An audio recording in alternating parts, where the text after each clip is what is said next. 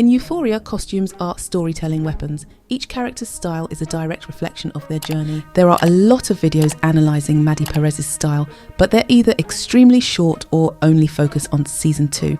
So think of this video as a big recap of all her most important looks. She has the most confident style and is one of the most memorable characters in Euphoria. Her outfits are perfectly accessorised and always connected to her makeup and signature elements. Matching two-piece sets are also a key part of her style. Let's start with her first look.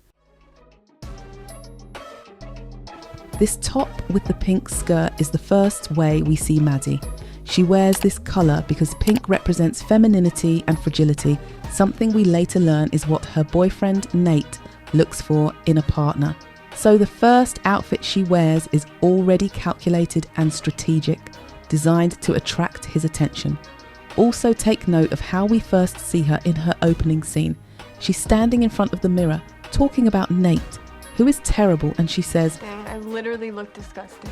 Maddy." This is foreshadowing as later in the season, Nate further destroys her confidence. This line is key to understanding that Nate is the only one who has the power to manipulate Maddy's self-esteem.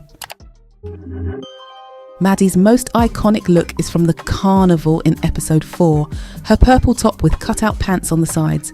It's the first time she doesn't wear a feminine colour or a floral print around Nate. This happens right after she discovers the photos on Nate's phone. That's why this outfit is extremely confident. It's meant to send a message to Nate that she doesn't care and that he can go to hell. This outfit is probably the most memorable look from Euphoria, often used as a Halloween costume. Maddy's signature colour in season 1 is purple, but its shade changes depending on who she's with. When she's with Nate, it's pastel. When she's with her friends, it's darker. Purple isn't just any colour, it symbolises royalty and creativity, both of which Maddy embodies without a doubt. The scene of the assault brings about a direct change in her and her outfits. In her introduction, we see that from a young age, she was inspired by influential women dancing to Madonna's Lucky Star, and that her confidence had always been a part of her. Her signature purple colour is used in her dance outfit. The cherries symbolise innocence and youth, but also sweetness, which she incorporates multiple times in her flashbacks. In the same episode, we see her for the first time completely without makeup. Since makeup is her armour, she is stripped of her confidence and has no news from Nate. He has managed to completely take away the self-assurance she once had. In episode 6, she wears baby blue twice, a colour symbolising innocence, loyalty and trust. She wears it when Nate is cleared of all charges, which is disgusting, and when Kat warns Cassie not to expect much from Mckay. With 2 hair clips placed like horns, Maddy is ready to fight for what she loves, a fierce protector. For her final outfit of the season, she wears a sheer black glittery ensemble with a veil. She returns to her signature two-piece, reclaiming the confidence she had in episode 1. Just as revealing as her carnival outfit, this look carries a different weight. This black symbolises maturity, a transformation shaped by her struggles, but it also holds a darker meaning, a lingering wound, proof that she hasn't fully healed from the events, which brings us to season 2. Maddy's New Year's Eve black dress was a collaboration between her and the costume designer because of course she knows fashion. For Maddy in season 2, black isn't about sadness or despair, it's about power, elegance and straight up class. Now, let's get into the history lesson real quick. Back in the early 19th century, black had a bad rep because it was tied to the working class and factory uniforms. But then, thanks to the Industrial Revolution, shop girls, aka young seamstresses, started making cute outfits for themselves. Naturally, the wealthy weren't thrilled about this because they didn't want working women looking just as stylish as them. So, to keep the hierarchy intact, they introduced a new uniform, the little black dress.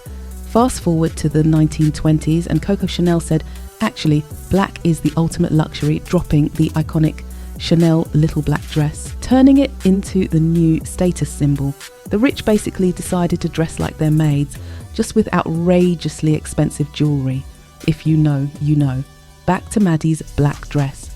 The party takes place 2 weeks after the events of season 2, which in Euphoria time is long enough for absolute chaos.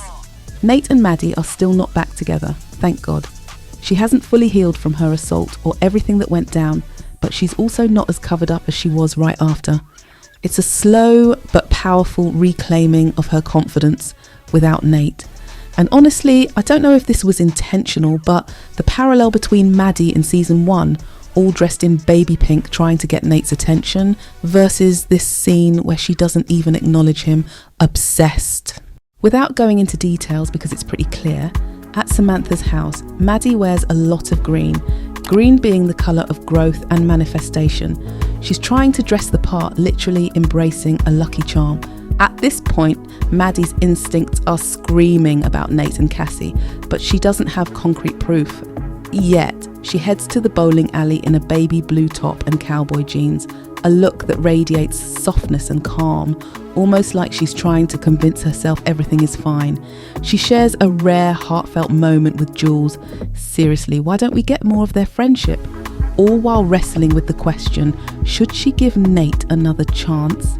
If there's one truly iconic outfit, or the most significant one, it's the dress Samantha gives Maddy at the end of the season. She transitions from purple, blue and pink to black and green. That reptile print purple dress marks a turning point. Maddy is finally healing and reclaiming herself. It also ties back to past moments like flashbacks to season 1, or when Cassie tries to copy Maddy's style.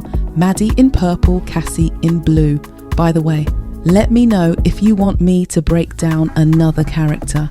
Maddy felt like the obvious choice to start with, but if you have someone else in mind, drop it in the comments.